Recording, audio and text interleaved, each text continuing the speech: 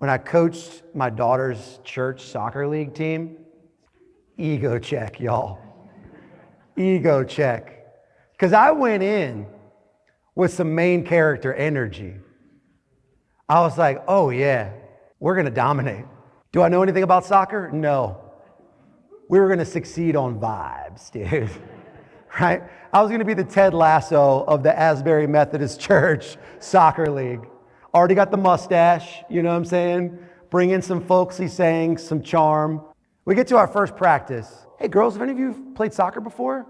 You can't, no, put it down, you can't use your hands. Like it's like that, you know? I'm like, all right, this is gonna be tough, but we got it. What would Ted Lasso say? Nobody knows how to do something until they do, or something cute like that, you know? So the first game rolls around, I'm ready. I'm just picturing at the end of the game all the pats on the back from the parents being like, I'm glad we got put on your team, Coach Vince. Opening whistle, my entire team is frozen solid. The other team immediately goes and scores a goal. I dig the ball out of the back of the net, drop another Ted Lasso line. I'm like, girls, you can kick the ball, it won't kick back. All right. By halftime, we hadn't made it across midfield. They don't keep score in this church league. Thankfully.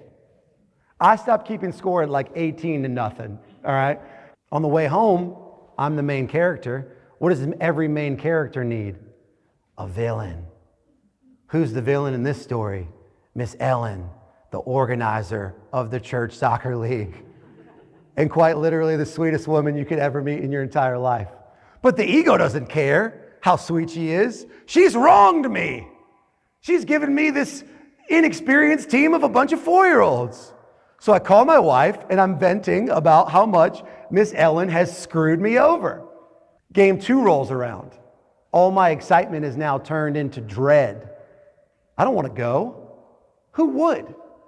Get embarrassed at 8:30 on a Saturday morning?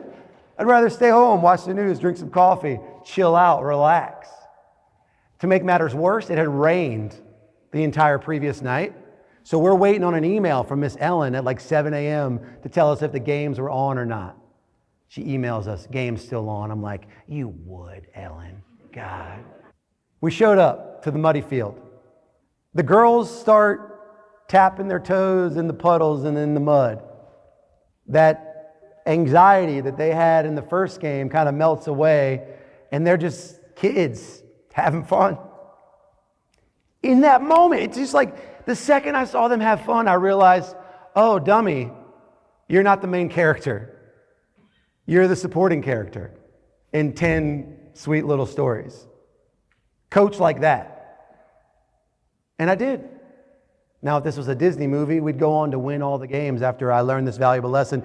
But this is real life. We still sucked very badly and lost every game. But there was no hope for this soccer team. The Stingrays, we were not gonna win games, but we had fun and we made memories. And now when I see these parents at church or at the coffee shop in town, guess what? They ask, Coach Vince, are you coaching soccer again? So ultimately, the goal that my ego had at the beginning, I achieved. I was the coach that the parents were happy their kids were paired with. I just went about it in a way that my ego wouldn't allow me to see at the beginning of the season.